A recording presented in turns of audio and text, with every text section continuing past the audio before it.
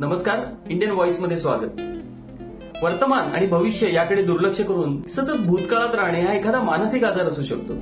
त्याकडे दुर्लक्ष करू नये. योग्य चिकित्सा आणि उपचार करणे योग्य. का तर हे अधूनमधून नेहरूंची आठवण काढत अगदी मध्ययुगापर्यंत जात असतं.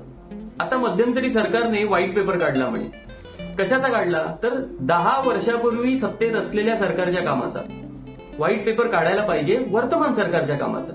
पण व्हाईट म्हणजे सफेदचा संबंध फक्त लाईज किंवा झूट असत्य याच्याशीच असेल तर काय बोलणार. म्हणून सत्य सांगण्याचा, सत्य मांडण्याचा हा प्रयत्न.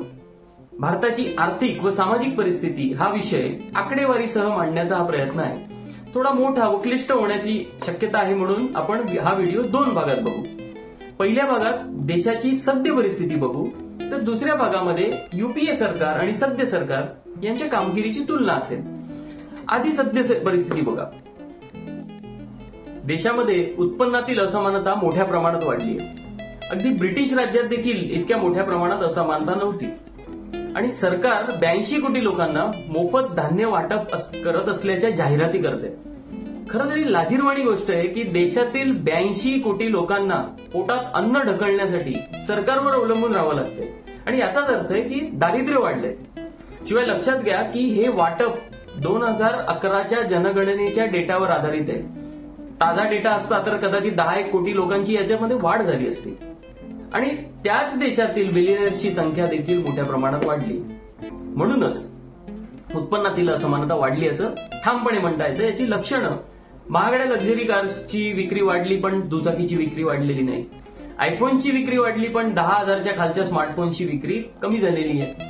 महाग घरांची विक्री वाढली पण लार्जर कस्टमर बेस असून सुद्धा स्वस्त घरांची विक्री कमी झाली आहे. इंटरनेट आता जीवनावश्यक आहे, म्हणजे शिक्षण, आर्थिक व्यवहार या सगळ्यासाठी वापरलं जातं. गेले काही वर्ष ग्राहकांमध्ये डबल डिजिट ग्रोथ दिसत होती, ती देखील घसरली आहे. आंतरवस्त्र विक्रीचे आकडे सुद्धा कमी झाले. याशिवाय परदेशी गुंतवणूक 27% कमी झाली आहे. गेल्या 10 वर्षातील सर्वात कमी ग्रोथ एफडीआय मध्ये आहे यावर्षी. आरोग्य क्षेत्रातील महागाई आशिया खंडात सर्वात जास्त भारतात आहे. मागच्या 5 वर्षात ती दुप्पट झाली. आरोग्य क्षेत्र 2019-20 बजेटमध्ये गुंतवणूक होती जीडीपीच्या 2.32% आणि 23-24 मध्ये जीडीपीच्या 1.91% गुंतवणूक आहे. जगातील सर्वाधिक गरीब भारतात राहतात. दरवर्षी आर्थिक परिस्थितीत किनाऱ्यावर असणारे 6 कोटी गरिबी रेषेखाली ढकलले जात आहेत. वर्षभरात 111 स्टार्टअप्स मधून किमान 28,800 लोकांना काढलंय आणि फक्त 5 मोठ्या आयटी कंपनीतून 60,000 कामगार कपात झाली. गेल्या 50 वर्षातील सर्वात भीषण बेरोजगारी सध्या भारतात आहे. तरुणांमधील बेरोजगारी लेबनन, येमेन यासारख्या देशांच्या बरोबरीने. आणि 30 लाख सरकारी नोकऱ्या मात्र रिकाम्या आहेत. त्यातील 3 लाख रेल्वे, स्टील यासारख्या 5 मंत्रालयात आहेत. गेल्या 5 वर्षात तळाच्या 50% म्हणजे 70 कोटी लोकांचे उत्पन्न फक्त 1% वाढले, म्हणजे महागाईच्या दरापेक्षा खूप कमी. पिरियॉडिक लेबर फोर्स सर्व्हेनुसार 2017-18 मध्ये सरासरी पगार रेग्युलर नोकरी असणाऱ्यांचा 19,450 रुपये होता. तो 21-22 मध्ये 19,456 झाला, म्हणजे 6 रुपयांची वाढ. स्वयंरोजगारी 17-18 मध्ये 12,318 कमवत होते, ते 21-22 मध्ये 12,089 कमवत आहेत, म्हणजे उत्पन्नात झाली घट. आणि रोजंदारीवरचे 17-18 मध्ये 6,959 कमवत होते, ते 7,856 कमवत आहेत, म्हणजे 3% सरासरी वार्षिक वाढ. आता याची तुलना महागाई 17-18 मधल्या गॅस, पेट्रोल वगैरे जीवनावश्यक वस्तूंच्या वाढलेल्या किमती, जीएसटी या सगळ्यांशी करा. महागाईचाच दर 6%च्या आसपास आहे. नाही म्हणायला मोदी सरकारने मनरेगाच्या मोबदल्यात घसघशीत 7 रुपयांची वाढ केली. पिरियॉडिक लेबर फोर्स सर्व्हेला दिसलंय 2018-19 मध्ये लेबर फोर्समध्ये 22% स्त्रिया होत्या. 22-23 मध्ये तो आकडा 16%वर आलाय. शेजारच्या बांगलादेशात हे प्रमाण 42% आहे. भारतात रोज 43 बेरोजगार, 28 विद्यार्थी, 53 व्यावसायिक, 31 शेतकरी आणि 66 स्त्रिया आत्महत्या करतायत. 63 स्त्रिया घरात जाळल्या जात आहेत. रोज 96 बलात्कार होत आहेत. रोज 21 दलितांचे अपहरण होत आहे. रोज 75 स्त्रिया गरोदरपणात मरत आहेत आणि रोज 5,000 पेक्षा जास्त मुलींचे लहान वयात लग्न होत आहे. मुलींचे सरासरी शिक्षण फक्त 4.9 वर्ष तर मुलांचे 7.5 वर्ष आहे.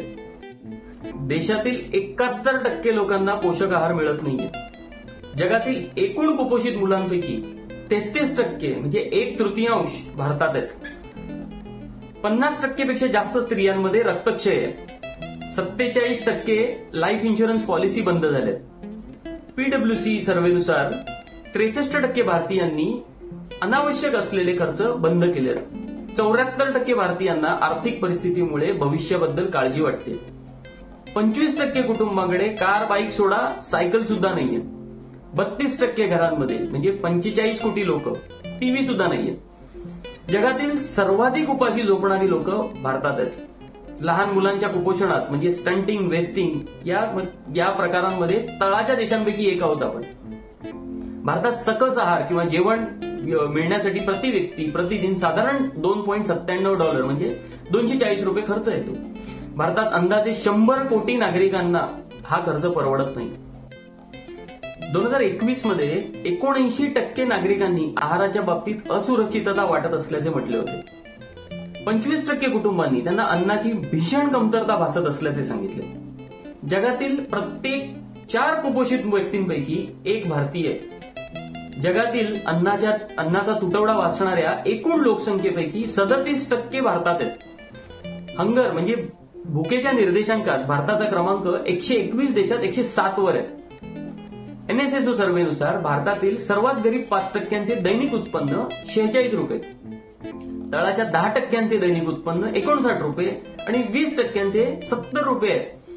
आता सगळ्यांना 5 किलो धान्य मिळतंय असं जरी गृहीत धरलं तरी ते शिजवावं लागणार, त्याला इंधन लागणार, सोबत काहीतरी खावं लागणार ना. म्हणजे भारतात सध्या बटाटे ₹14 किलो, कांदे साधारण ₹40 किलो, दूध अंदाजे ₹70 लिटर, याशिवाय मीठ, मसाले, तेल हे लागत असणार. तर ₹70 दैनिक उत्पन्न असणारे 2 वेळचं पोटभर जेवू शकतील का?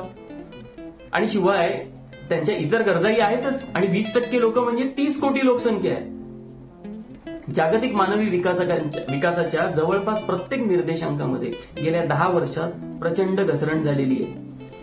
एकंदरीत यांची कामगिरी म्हणजे तो पुष्पक सिनेमा बघितलाय, त्यात कमल हसन बस स्टॉपवर एक हातात बॉक्स घेऊन पॅकेजिंग छान केलेला बॉक्स घेऊन उभा असतो, तशी आहे. फक्त तिथे कमल ऍक्टिंग करत होता आणि इथे कमळने ती अवस्था केलेली आहे.